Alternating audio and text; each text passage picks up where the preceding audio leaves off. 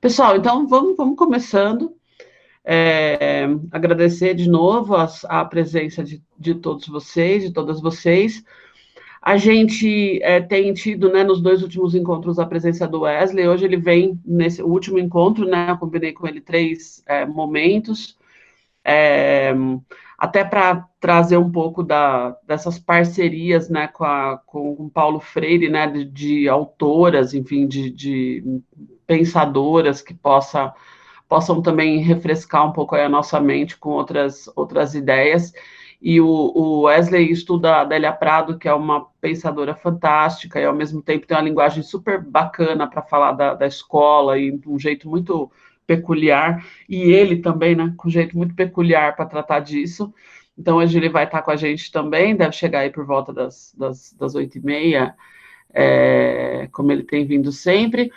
E eu queria propor para vocês, a gente fez uma discussão num dos nossos encontros sobre o verbete ação-reflexão. A gente tinha separado alguns verbetes lá do dicionário com A, mas hoje, acho que antes de entrar nos outros, eu tenho um bloquinho lá, né, que era afetividade, alegria, amorosidade, mas acho que como o Wesley, de alguma maneira, já foi mexendo um pouco com esses verbetes, eu pensei de pegar, para começar hoje, o último do bloco que eu separei com A, né, que é o condição antropológica. Na verdade, aparece antropológica, né, no dicionário, eu vou projetar aqui para vocês já já, e depois, entre parênteses, condição. E aí depois a gente vê os outros, né? Tirando esses aí que são os com A, depois todos eles têm muito a ver com política. Então, a partir da semana que vem, a gente já pode mergulhar naqueles resistência, utopia, enfim, tem vários lá verbetes, né? Que foi um pouco do acordo que a gente fez há algumas semanas. E na semana passada, quando a gente, depois que o Wesley foi, a gente discutiu um pouquinho mais aquele verbete da ação-reflexão a partir do conceito de dialética, que é um conceito complicado. E aí também deixei umas provocações para vocês e quero que vocês fiquem à vontade para trazer questões para a gente ir conversando, porque acho que faz parte um pouco desse trabalho, né, com os conceitos do Paulo Freire, a gente ir entendendo um pouco o que está por trás dessa obra, né? E isso vai ajudando a gente a entender a estrutura do pensamento dele, além do contato com os textos. Só quero que vocês pensem no seguinte: nós somos seres de relação porque o outro determina o que nós somos. O cachorro é cachorro. Ele não precisa da gente para ele ser cachorro. Então veja como que o peso do outro na vida do cachorro é diferente, porque por mais que ele precise do outro, isso não determina o que ele é. Não a ponto dele deixar de ser cachorro. Já a gente deixa de ser humano sem o outro. Uma fotógrafa fez uma exposição há um tempo atrás de uma série de relatos de antropólogos de crianças que foram encontradas abandonadas junto com animais. Mais ou menos como essa história que eu contei para vocês. Essas fotos que vocês vão ver, vocês me falam pelo áudio se vocês já estão vendo, porque eu não vejo mais vocês. Sim. Tá. Sim. Essas fotos que vocês estão vendo, elas não são fotos reais, elas são fotos de artistas, né, que estão representando. Essa fotógrafa, ela tenta fazer o mais parecido possível com os relatos dos antropólogos, mas elas são situações reais. Os antropólogos relatam que encontraram as pessoas nessas condições, as crianças nessas condições. Então, essa garota, e não são necessariamente crianças que estavam fora das cidades, porque tem casos aqui que são casos de maus tratos, tá, gente? Tipo, de casas de pessoas que criaram essas crianças em lugares afastados da família. Então, nesse caso aqui, a criança foi colocada para ser criada junto com os cachorros. E ela se torna um cachorro, literalmente, né? Desculpa, gente, ela nem chega a se tornar um cachorro, porque também a gente não tem essa capacidade, né? Ela imita, ela fica o mais próxima possível de um cachorro, porque a gente também não consegue ser o animal, é importante isso, né?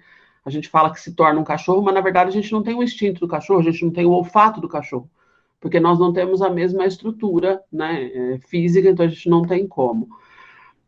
E são vários lugares do mundo, tá? A de baixo aqui é Colômbia, então, de uma garotinha que foi encontrada, que estava vivendo num lugar que tinha muitos macaquinhos, então identifica-se nela muitas das características, né, dos macacos. Um garotinho na Índia, 1972, como ele já, quando ele foi encontrado, ele andava ereto, imagina-se que é porque ele foi deixado lá um pouco já, né, quando tinha alguma idade, mas ele não se comunicava, ele uivava, então aí tem os relatos. Depois eu ponho o link para vocês lá no Padlet, vocês podem ler a história de cada um. Esse aqui eu lembro que me chocou muito, assim, quando eu vi. É um relato de um garotinho que foi abandonado num galinheiro e as pessoas que alimentavam ele colocavam comida embaixo, mas ele não via ninguém. E aí ele tem o comportamento da galinha, ele imita, ele faz o barulho, ele usa os mesmos movimentos. Essa aqui é Rússia. Peraí, pulou um pouquinho aqui.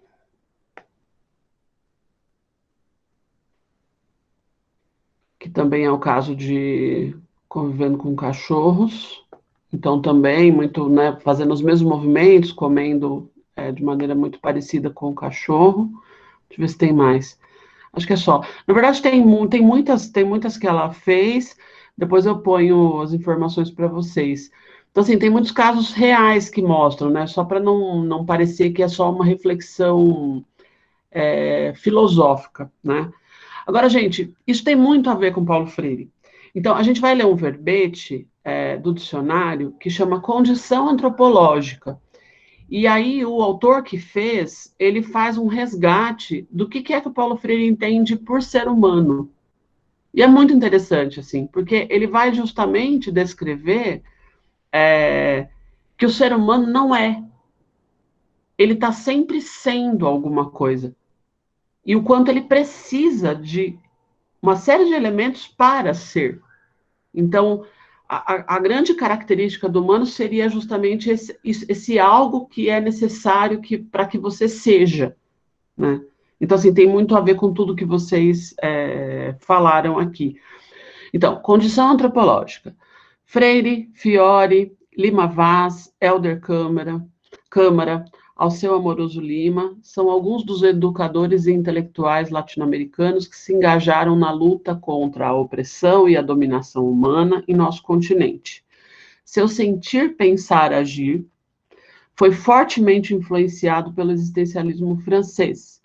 Freire e Fiore fundamentam suas concepções de ser humano, mundo e educação em Monnier, Gabriel Marcel, Merleau-Ponty, Sartre, Teilhard e outros representantes do existencialismo.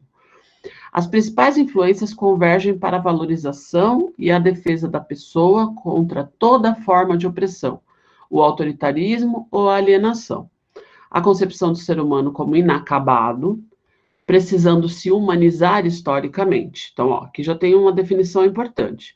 Ser humano como inacabado, ou seja, sempre em processo, e humanizando-se. Portanto, na perspectiva do Paulo Freire, não é problema você dizer que você chegou lá e ele não era humano, porque o processo de humanização está sempre acontecendo e pode não ter acontecido, certo? Porque a humanização acontece socio-historicamente. Para isso é necessário que haja outros humanos. Uma pedagogia voltada para a libertação da pessoa concreta, inserida na história, a valorização da comunicação e do diálogo, a confiança na capacidade do ser humano em refazer-se e refazer a história. Antropologicamente, Freire concebe o gênero humano como único dentre as espécies vivas que não tem seu modus vivendi já estabelecido ao nascer. Então é isso. Aquilo que nos faz ser humanos não nasce com a gente. Pronto. Nós não temos a humanidade como algo inato. Há que se desenvolver isso.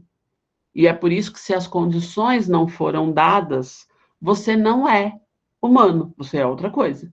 E eu não estou dizendo isso de maneira pejorativa, eu estou dizendo apenas que você é outra coisa.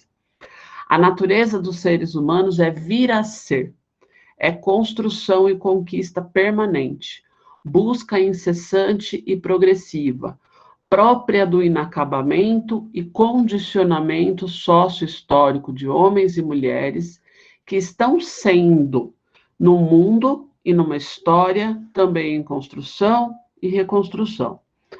Os seres humanos precisam aprender a se humanizar, o que dá à vida humana um sentido muito mais biográfico do que biológico. Programados para aprender, num vir a ser constante, realizando-se pela interação com o mundo e com os semelhantes, integrando sempre o passado e o presente para vislumbrar o futuro. E assim, como seres históricos que vão sendo, vão dando forma a si e ao mundo, num processo de interação significadora e transformadora com o mundo e com os outros.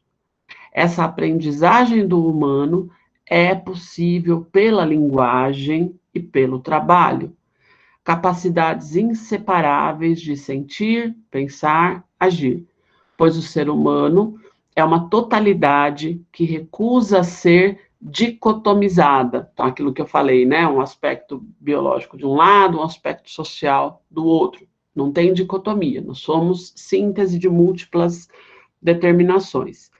É como uma inteireza que operamos o mundo enquanto cientistas ou artistas, enquanto presenças imaginativas, críticas ou ingênuas.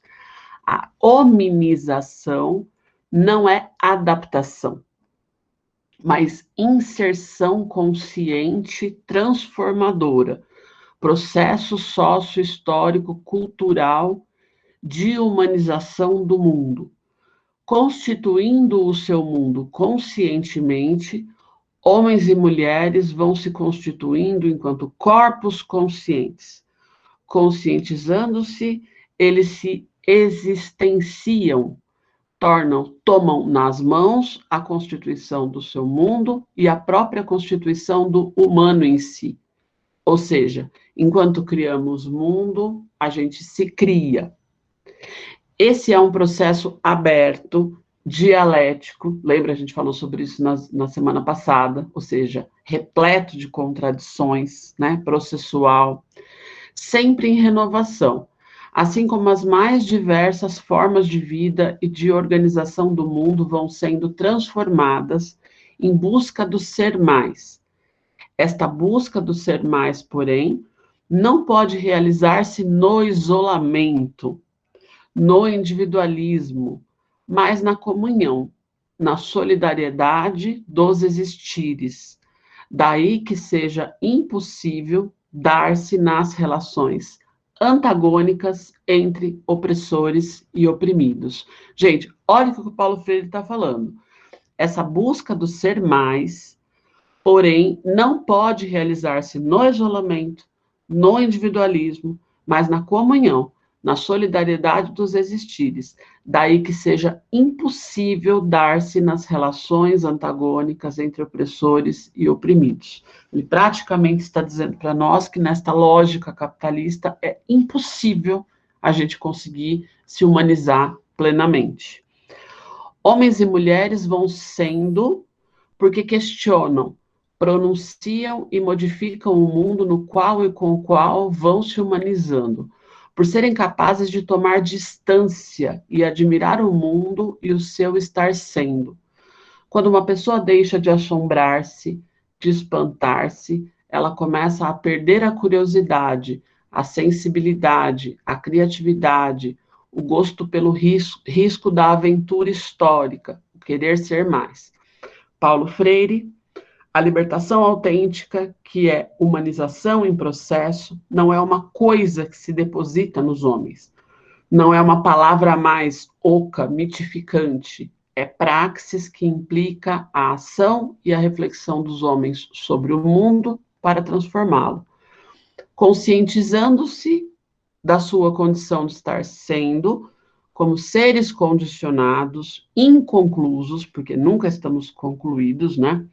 E aprendizes para sempre, com possibilidades e limites, capacitados para superar os obstáculos, engajar-se na construção de inéditos viáveis, homens e mulheres trazem em si a vocação ontológica de ser mais. O que seria isso, gente? Uma vocação que está dentro de cada um como ente, para ser mais, para se humanizar cada vez mais.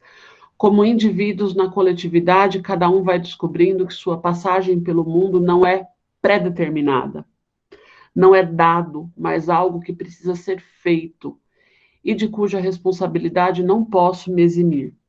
Percebem, então, que sua presença no mundo é comunhão e interação, que não se faz no isolamento, isenta da influência das forças sociais, que não se compreende fora da tensão entre o que herdo geneticamente e o que herdo social, cultural e historicamente tem muito a ver comigo.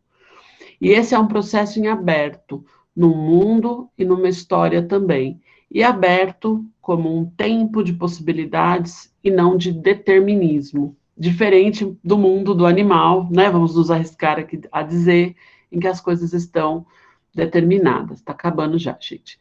Nem o ser humano, nem o mundo podem chegar à plenitude total, mas permanecem num constante vir a ser, sempre inacabados, aberto à possibilidade de inéditos viáveis. Assim, os homens e as mulheres autênticos estão em constante renovação, estão sendo, não podendo ser prisioneiros de formas estáticas, né, paradas, intervindo para construir um mundo que lhes permita viver a dialética da encarnação histórica, da intersubjetividade, ou seja, nós humanos somos intersubjetividade, a gente precisa do outro para poder existir. Eles e elas se existenciam, assumindo os riscos da história, desvelando e construindo novos valores, novos saberes, novos sentimentos e novas estruturas que configuram tanto a sua encarnação renovadora do mundo, quanto a sua própria forma de existência e convivência. Um belo texto, né, gente? Muito bem amarradinho, assim. Então, eu poderia dizer para vocês, sem medo de errar, gente, não é humano se está só desde sempre, né? Se não houve essa convivência e se essas estruturas não foram dadas. Mas o ser humano tem uma característica muito interessante. Ele tem uma potência para ser e ele tem uma capacidade de reparação muito interessante, ou seja, é sempre possível que ele seja se ele é colocado num ambiente, vou usar uma terminologia aqui do Winnicott, né, que é um psicanalista que eu estudo há bastante tempo, se ele é colocado num ambiente suficientemente bom. O ser humano tem essa capacidade de se reparar, né? Então, e aí, por isso que é interessante essa observação que a Sofia fez. E vocês viram que o Paulo Freire também aponta. Não dá para abandonar o biológico, gente. A questão é não transformar essas duas dimensões numa disputa, certo? Porque não há disputa. Tudo é importante, né? Você tem que pensar nessas duas dimensões.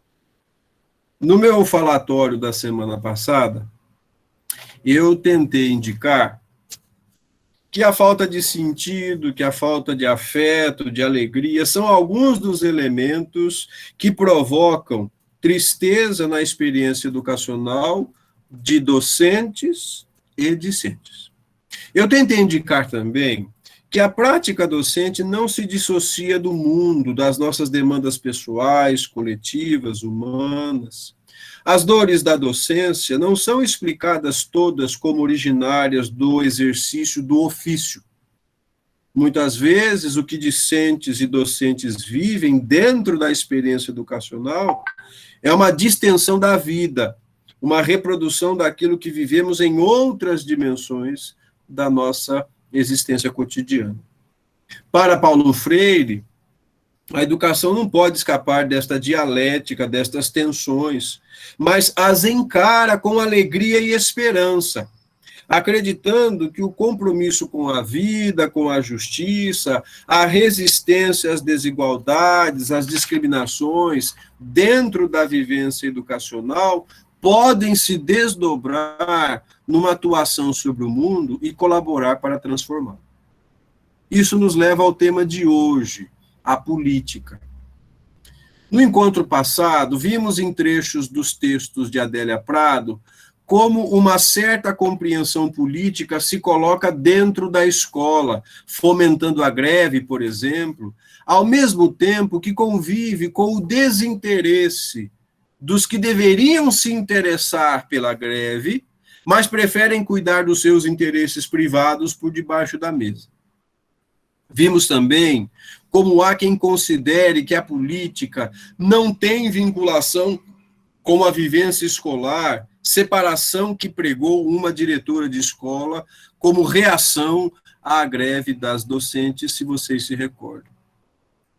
Entendendo a política como uma forma de atuar sobre o mundo, temos que reconhecer em alguma medida que tal forma se esboça ou se assenta numa certa ideia de como o mundo deveria ser, de como as pessoas poderiam conviver.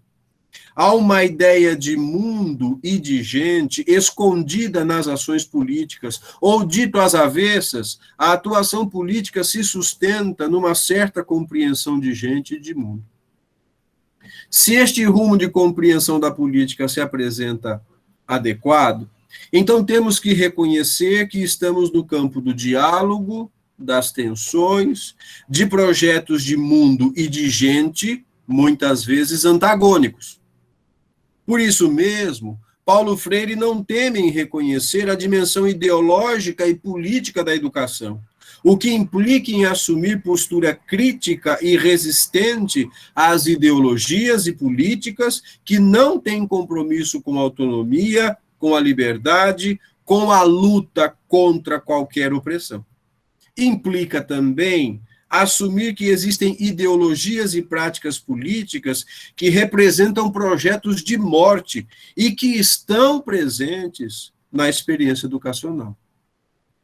Adélia Prado, devota ao cotidiano como é, acaba por deixar ver nos seus escritos um gesto político que se põe contra os projetos de morte, mas também gestos políticos que flertam com os projetos políticos dissimulados, que fingem respeito à vida, mas dela se nutrem para a realização dos seus interesses mais privados e elitistas. Quando nos perguntamos com qual projeto político a pessoa Adélia Prado teria aderência, estou diante de uma pergunta que não sei bem responder.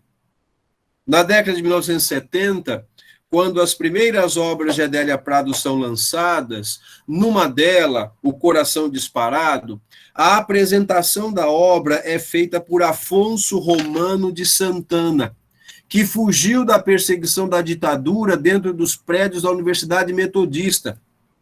Ele viu na obra de Adélia Prado uma postura inovadora para a época, justamente porque olhava para o cotidiano, para evidenciar as suas belezas e contradições. No prefácio desse livro, gente, Afonso Romano conta, inclusive, que ele ficou tão embasbacado de ler o poema que ele recebeu, que ele passou a mão no telefone e ligou nada mais, nada menos do que para Carlos Drummond de Andrade. Falou assim: Drummond, nós temos uma poeta em Minas Gerais. E o poema que ele tinha acabado de ler chama-se Briga no Beco, que fala de uma mulher que vai no bar buscar o marido que está bebendo e conversando com uma outra, e ela traz o marido pelos colarinhos, né? E assim, ela traz para dentro de um poema uma situação do cotidiano, enquanto, segundo Afonso Romano, ele recebia as centenas, né, poemas que falavam do amor, do amigo, coisas que não resvalavam a realidade objetiva das pessoas. E assim, Afonso Romano, pelo menos naquela época, tinha digamos assim, lastro para falar isso, porque ele era um dos responsáveis pelo suplemento de Minas Gerais, que era um jornal que publicava poesias. Então, recebia poesia de todo canto do país, de gente querendo publicar lá, por muitos motivos, entre outros, por encontrar o seu espaço no cenário poético nacional. Bom, isso não significa, ou seja, porque Afonso Romano fez a apresentação do livro O Coração Disparado e fugiu da ditadura na década de 60, isso não significa que ter a sua obra reconhecida por alguém que fugiu da ditadura indique que Adélia Prado tenha compromisso com o imaginário político que chamamos de esquerda e no qual Paulo Freire é facilmente colocado. Numa conversa virtual que tive há pouco tempo com Dom Orvandil, ele tem um canal no YouTube chamado Chimarrão Profético, se eu não me engano. Diante da minha resistência em afirmar que Adélia Prado era de esquerda, ele afirma, mas ela está conosco. Por certo, a sensibilidade de Adélia Prado para as demandas cotidianas, para as dores e contradições nossas de cada dia, evita que se perca naquelas fantasias políticas que acreditam que o capitalismo, esta forma de organização da economia, da vida como um todo, para ser mais preciso, possa servir radicalmente à justiça, à autonomia. Como a Adélia Prado é viva, eu acho que é melhor perguntar a ela onde ela se posiciona, né, nesse cenário político. Mas quem a ouve e quem lê algumas de suas obras tende a considerá-la, do ponto de vista político, mais conservadora. De novo, quando ela olha, todavia, para o cotidiano, ela deixa ver na sua obra poética essas muitas tramas políticas que depois a gente pode encaixar ou classificar nesses diferentes modos que a gente tem da linguagem política de colocar esta pessoa, ou este comportamento, ou esta ideia aqui ou acolá. A prosa que eu vou ler na sequência, ela é um tanto quanto distinta dos trechos que lemos na semana passada, pois parece indicar que o ato político é uma ação do governo. Por outro lado, ela deixa ver como tarefa política vencer o que é fonte de indignidade e injustiça, tudo aquilo que faz sofrer a mulher e o homem. Ao mesmo tempo que isso reconhece que isso é tarefa de todos nós, capitaneada pelo político profissional, afirma que todos nós precisamos nos ocupar desta tarefa, o que parece apontar para aquela ideia enganosa de que, se cada um fizer a sua parte, a coisa dará certo. A prosa 24 do livro Solte os Cachorros diz assim: eu, se fosse governo, subia num tamborete, batia a palma e gritava bem alto para todo mundo escutar. Cala a boca aí, gente, escuta aqui. Obrigava todo mundo a ficar quieto primeiro e explicava o meu programa administrativo. Governo não é Deus, muito pelo contrário, é o tipo da coisa que precisa de ajuda. Não ia fazer nada sozinho, que eu não sou bobo. Escolhia para meus ajudantes só gente que tivesse duas coisinhas à toa: honestidade e competência. Feito isso, falava para eles: faz um levantamento do nosso país aí, isto é, varre a casa primeiro. Depois conferia numa assembleia que não ia ter recesso enquanto não me dessem por escrito quantos meninos sem escola, quanto pai de família sem emprego, quanto homem e mulher que fosse amarelo, feio, sem dente, sem saúde, sem alegria. Me aparecesse tudo anotado no papel. Bom, depois dava um descanso de meia hora para as câmaras alta e baixa e ia de novo presidir eles, arranjarem um meio de acabar com essa tristeza toda. Em primeiro lugar, com o problema da comida, porque vou te dizer, passar fome não é coisa para a gente, não. Passar fome é de uma desumanidade tão exagerada que só de pensar bole com a bile de quem tiver um grão de consciência. Eu não tenho poder nenhum. De política eu não entendo. Veja como a prosa muda o registro, né? De novo, parece conversa de boteco. Estava falando de uma coisa, de repente muda para outra. Eu não tenho poder nenhum. De política eu não entendo. Fico falando dessas coisas, mas fico mais ridículo que galinha na chuva, viu que dó? Aquele papo bobo, aquele pescoço esticado para frente, olha aqui, olha acolá, encharcada na friagem, na lama, sem resolver nada. E pior que tudo, sem saber de nada. Eu falei de comida, mas tudo tem um nome só. Procurai antes o reino de Deus e sua justiça. Está escrito na Bíblia. Pois nosso país assinou a Carta dos Direitos Humanos, não assinou? Nós somos um país rico, cujo tamanho abarca a Europa inteira, e ainda sobra terra para leilão. Não é assim? Então, pelo amor de Deus, o que é que eu posso fazer para ter sossego, para recuperar umas coisas que desenvolvimento nenhum nunca mais vai me dar?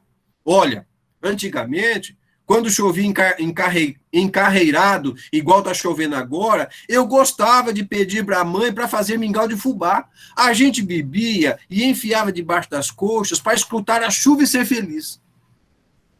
Enchente era bom, porque o Edgar do Zé Romão subia na canoa com o pai dele e vinha navegar quase na porta para fazer bonito. Era cobra que aparecia, era gente do centro, descendo para apreciar. Hoje não. Tá chovendo, eu não tenho gosto de aproveitar. Fico pensando, ô minha Nossa Senhora, tem gente com os trecos tudo molhado, sem uma coisa crente para forrar o estômago. A situação, entre outras coisas piores, está estragando com a minha vocação de sambista, fazendo tudo para me tirar o rebolado, o que é me matar da pior das mortes. Estou com medo de apanhar tristeza, encardir de melancolia. Sei que sofrimento nesse mundo é fazenda de todos. Mas tendo justiça, meu Deus, ao menos miséria some, ao menos ninguém vai ter susto de ser preso à toa, de apanhar sem poder dizer essa boca é minha e explicar de pé, feito um homem, sem se tem culpa ou não. Culpa eu tenho demais e medo. Perdi pai, perdi mãe, fiquei grande com muitos filhos nas costas. Tem hora, minha vontade é chorar de bezerro desmamado, meu fundo desvalimento. Tenho que fazer isso escondido, porque os meninos, quando sofrem o medozinho deles lá, eles vêm atrás de mim, pensando que eu sou forte, só porque sou grande. Eu não posso ir para o convento, gente com filho não pode. Tapar os ouvidos não quero, que é covardia. De morrer eu não gosto. Francamente, eu não sei o que fazer, eu não sei mesmo. Se eu fosse o governo, ou chefe dos bispos do Brasil, baixava um decreto para funcionar desde o mais perdido cruzeiro de roça até a catedral mais chique, desde as prefeituras mais michas até o Palácio dos Ministros, que se estudasse até descobrir o que Deus quis dizer exatamente quando inspirou o profeta a escrever no livro sagrado esta oração mais linda que se reza em véspera de Natal. Derramai, ó céus, das alturas o vosso orvalho, e as nuvens façam chover o justo. Por ele veio e virá sempre à palha e ao coxo para ser compassivo. Mas nós, o que estamos fazendo para ajudar? Como se pode notar, gente, logo de início, o aspecto político parece ser restrito ao governo. Se eu fosse governo, diz a prosa. As pessoas que nele atuam são reunidas para fazer o que precisa ser feito. Parece também apontar para a ideia de que as coisas podem ser melhores se cada um fizer a sua parte. Por outro lado, há uma perspectiva de que a política é um ato coletivo, que requer diálogo, algum nível de concordância e precisa estar regido pelo princípio de vencer tudo que causa sofrimento nas pessoas.